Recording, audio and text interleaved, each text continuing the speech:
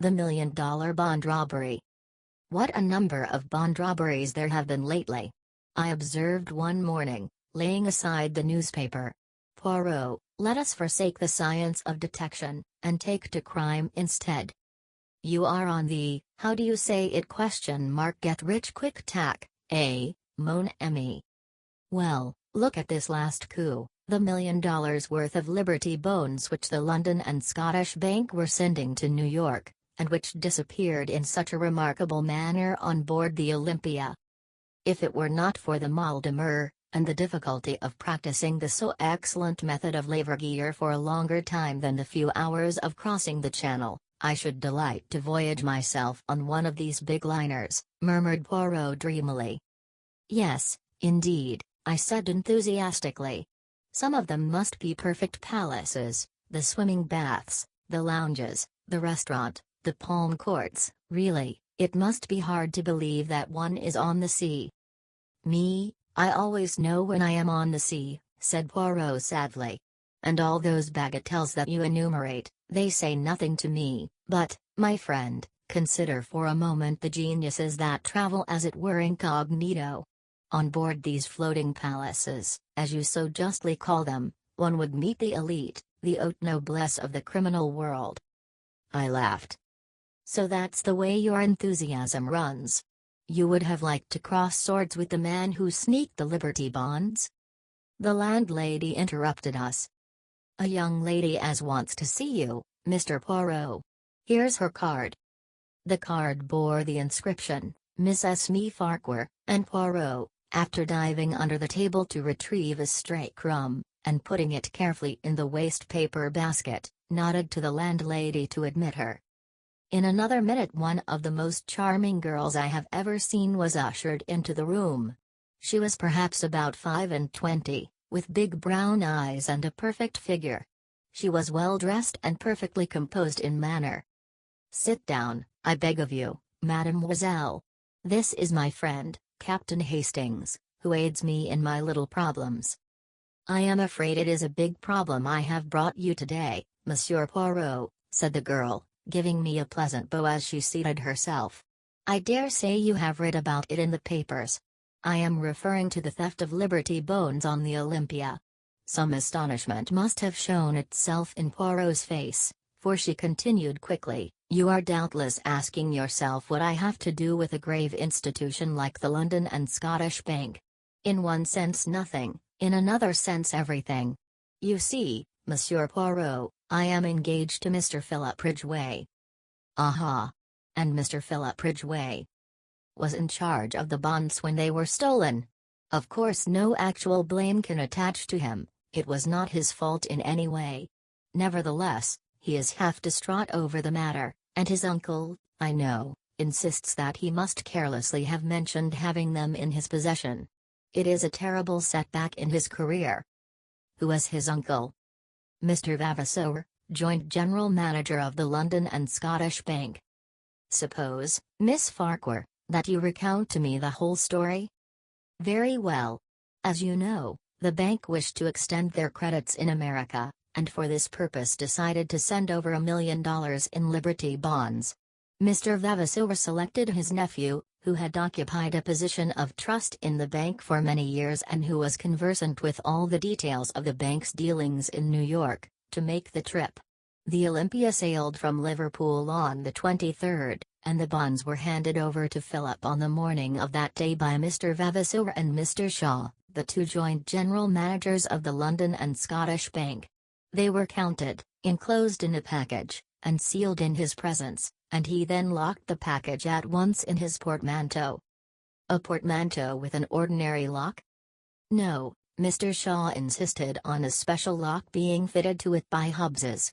Philip, as I say, placed the package at the bottom of the trunk. It was stolen just a few hours before reaching New York.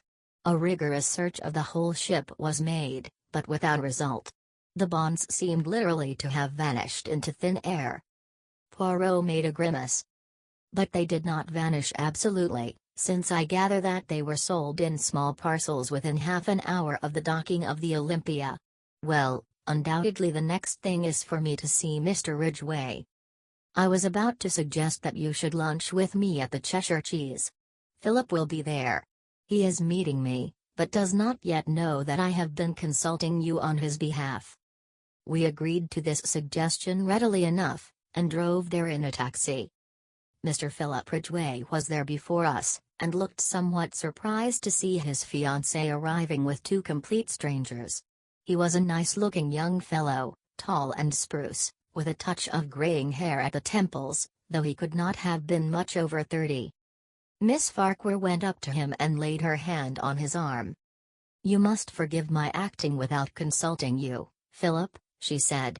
"Let me introduce you to Monsieur Hercule Poirot, of whom you must often have heard, and his friend, Captain Hastings." Ridgeway looked very astonished. "Of course I have heard of you, Monsieur Poirot," he said, as he shook hands. "But I had no idea that Esme was thinking of consulting you about our trouble." "I was afraid you would not let me do it, Philip," said Miss Farquhar meekly. "So you took care to be on the safe side," he observed, with a smile. "I hope Monsieur Poirot will be able to throw some light on this extraordinary puzzle, for I confess frankly that I am nearly out of my mind with worry and anxiety about it." Indeed, his face looked drawn and haggard and showed only too clearly the strain under which he was laboring. "Well, well," said Poirot. "Let us lunch, and over lunch we will put our heads together and see what can be done. I want to hear Mr. Ridgeway's story from his own lips." Whilst we discussed the excellent steak and kidney pudding of the establishment, Philip Ridgeway narrated the circumstances leading to the disappearance of the bonds. His story agreed with that of Miss Farquhar in every particular. When he had finished, Poirot took up the thread with a question. "What exactly led you to discover that the bonds had been stolen, Mr. Ridgeway?" He laughed rather bitterly. "The thing stared me in the face, Monsieur Poirot. I couldn't have missed it. My cabin trunk was half out from under the bunk and all scratched and cut about where they'd tried to force the lock." "But I understood that it had been opened with a key?" "That's so. They tried to force it, but couldn't. And, in the end, they must have got it unlocked somehow or other." "Curious," said Poirot, his eyes beginning to flicker with the green light I knew so well. "Very curious. They waste much time trying to prise it open, and then, sapristi! They find that they have the key all the time, for each of Hubbs's locks are unique. That's just why they couldn't have had the key. It never left me day or night." "You are sure of that?" "I can swear to it, and besides, if they had had the key or a duplicate, why should they waste time trying to force an obviously unforceable lock?" "Ah! There is exactly the question we are asking ourselves. I venture to prophesy that the solution, if we ever find it, will hinge on that curious fact. I beg of you not to assault me if I ask you one more question. Are you perfectly certain you did not leave the trunk unlocked?" Philip Ridgeway merely looked at him, and Poirot gesticulated apologetically. "Ah, but these things can happen, I assure you. Very well, the bonds were stolen from the trunk. What did the thief do with them? How did he manage to get ashore with them?" "Ah!" cried Ridgeway. "That's just it. How? Word was passed to the customs authorities, and every soul that left the ship was gone over with a tooth-comb." "And the bonds, I gather, made a bulky package?" "Certainly they did. They could hardly have been hidden on board, and anyway we know they weren't because they were offered for sale within half an hour of the Olympia's arrival, long before I got the cables going and the numbers sent out. One broker swears he bought some of them even before the Olympia got in. But you can't send bones by wireless." "Not by wireless, but did any tug come alongside?" "Only the official ones, and that was after the alarm was given when everyone was on the lookout. I was watching out myself for their being passed over to someone that way. My God, Monsieur Poirot, this thing will drive me mad. People are beginning to say I stole them myself." "But you also were searched on landing, weren't you?" asked Poirot gently. "Yes." The young man stared at him in a puzzled manner.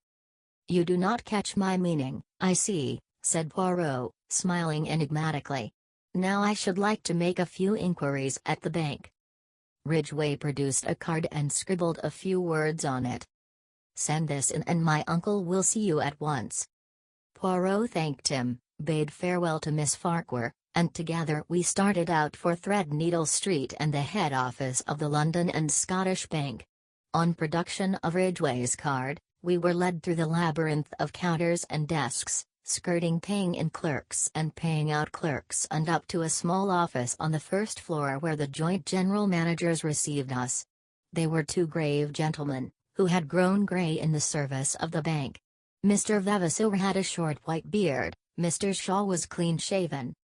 "I understand you are strictly a private inquiry agent?" said Mr. Vavasour. "Quite so, quite so. We have, of course, placed ourselves in the hands of Scotland Yard. Inspector McNeil has charge of the case. A very able officer, I believe." "I am sure of it," said Poirot politely. "You will permit a few questions, on your nephew's behalf, about this lock. Who ordered it from Hubbs's?" "I ordered it myself," said Mr. Shaw. "I would not trust to any clerk in the matter. As to the keys, Mr. Ridgeway had one, and the other two are held by my colleague and myself." "And no clerk has had access to them?" Mr. Shaw turned inquiringly to Mr. Vavasour. "I think I am correct in saying that they have remained in the safe where we placed them on the 23rd, said Mr. Vavasour. "My colleague was unfortunately taken ill a fortnight ago, in fact on the very day that Philip left us. He has only just recovered." "Severe bronchitis is no joke to a man of my age," said Mr. Shaw ruefully. "But I am afraid Mr. Vavasour has suffered from the hard work entailed by my absence, especially with this unexpected worry coming on top of everything." Poirot asked a few more questions. I judged that he was endeavoring to gauge the exact amount of intimacy between uncle and nephew. Mr. Vavasour's answers were brief and punctilious. His nephew was a trusted official of the bank, and had no debts or money difficulties that he knew of. He had been entrusted with similar missions in the past. Finally we were politely bowed out. "I am disappointed," said Poirot, as we emerged into the street. "You hope to discover more? They are such stodgy old men." "It is not their stodginess which disappoints me, mon ami. I do not expect to find in a bank manager a keen financier with an eagle glance as your favorite works of fiction put it. No, I am disappointed in the case, it is too easy." "Easy?" "Yes, do you not find it almost childishly simple? You know who stole the bonds?" "I do." "But then, we must, why?" "Do not confuse and fluster yourself, Hastings. We are not going to do anything at present." "But why? What are you waiting for?" "For the Olympia. She is due on her return trip from New York on Tuesday." "But if you know who stole the bonds, why wait? He may escape." "To a South Sea island where there is no extradition?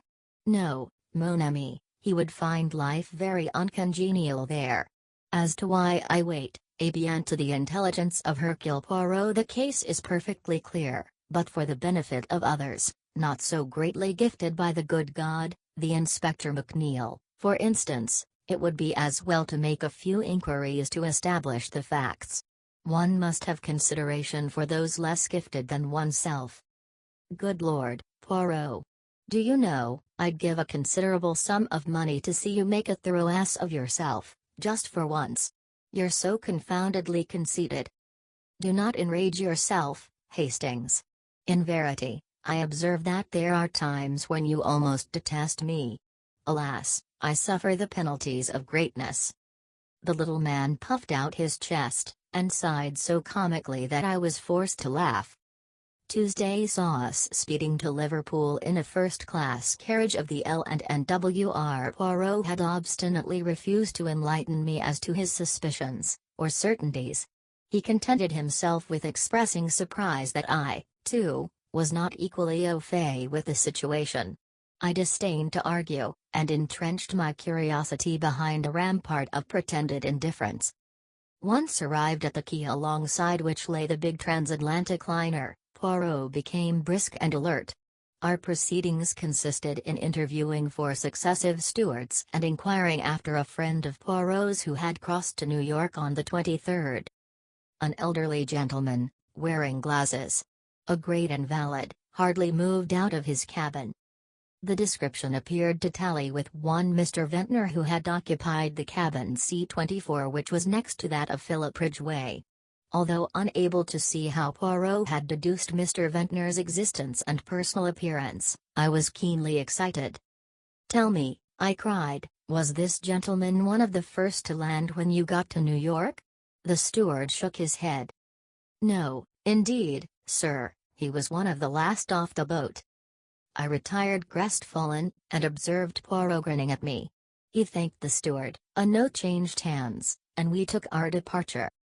"It's all very well," I remarked heatedly, "but that last answer must have damped your precious theory. Grin as you please. As usual, you see nothing, Hastings. That last answer is, on the contrary, the coping stone of my theory." I flung up my hands in despair. "I give it up." When we were in the train, speeding towards London, Poirot wrote busily for a few minutes, sealing up the result in an envelope. "This is for the good Inspector McNeil. We will leave it at Scotland Yard in passing, and then to the Rendezvous restaurant, where I have asked Miss Esme Farquhar to do us the honour of dining with us." "What about Ridgeway?" "What about him?" asked Poirot with a twinkle. "Why, you surely don't think, you can't. The habit of incoherence is growing upon you, Hastings. As a matter of fact, I did think. If Ridgeway had been the thief, which was perfectly possible, the case would have been charming, a piece of neat methodical work. But not so charming for Miss Farquhar. Possibly you are right. Therefore all is for the best. Now, Hastings, let us review the case. I can see that you are dying to do so. The sealed package is removed from the trunk and vanishes, as Miss Farquhar puts it, into thin air. We will dismiss the thin air theory, which is not practicable at the present stage of science, and consider what is likely to have become of it. Everyone asserts the incredibility of its being smuggled ashore. Yes, but we know. You may know, Hastings. I do not. I take the view that, since it seemed incredible, it was incredible. 2 possibilities remain: it was hidden on board, also rather difficult, or it was thrown overboard. With a cork on it, do you mean? Without a cork. I stared. But if the bonds were thrown overboard, they couldn't have been sold in New York. I admire your logical mind, Hastings. The bones were sold in New York, therefore they were not thrown overboard. You see where that leads us? Where we were when we started. Jamais de la vie.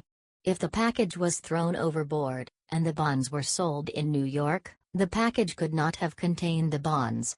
Is there any evidence that the package did contain the bonds? Remember, Mr. Ridgeway never opened it from the time it was placed in his hands in London. Yes, but then. Poirot waved an impatient hand. Permit me to continue. The last moment that the bones are seen as bonds is in the office of the London and Scottish Bank on the morning of the 23rd. They reappear in New York half an hour after the Olympia gets in, and according to one man, whom nobody listens to, actually before she gets in. Supposing then, that they have never been on the Olympia at all? Is there any other way they could get to New York? Yes. The Gigantic leaves Southampton on the same day as the Olympia, and she holds the record for the Atlantic. Mailed by the Gigantic, the bones would be in New York the day before the Olympia arrived. All is clear, the case begins to explain itself. The sealed packet is only a dummy, and the moment of its substitution must be in the office in the bank. It would be an easy matter for any of the 3 men present to have prepared a duplicate package which could be substituted for the genuine one. Très bien, the bonds are mailed to a confederate in New York, with instructions to sell as soon as the Olympia is in, but someone must travel on the Olympia to engineer the supposed moment of the robbery. But why? because if Ridgeway merely opens the packet and finds it a dummy, suspicion flies at once to London. No, the man on board in the cabin next door does his work, pretends to force the lock in an obvious manner so as to draw immediate attention to the theft, really unlocks the trunk with a duplicate key, throws the package overboard and waits until the last to leave the boat. Naturally he wears glasses to conceal his eyes, and is an invalid since he does not want to run the risk of meeting Ridgeway. He steps ashore in New York and returns by the first boat available. But which was he? The man who had a duplicate key, the man who ordered the lock, the man who has not been severely ill with bronchitis at his home in the country, enfin, that stodgy old man, Mr. Shaw. There are criminals in high places sometimes, my friend. Ah, here we are. Mademoiselle, I have succeeded. You permit? And, beaming, Poirot kissed the astonished girl lightly on either cheek. Vi.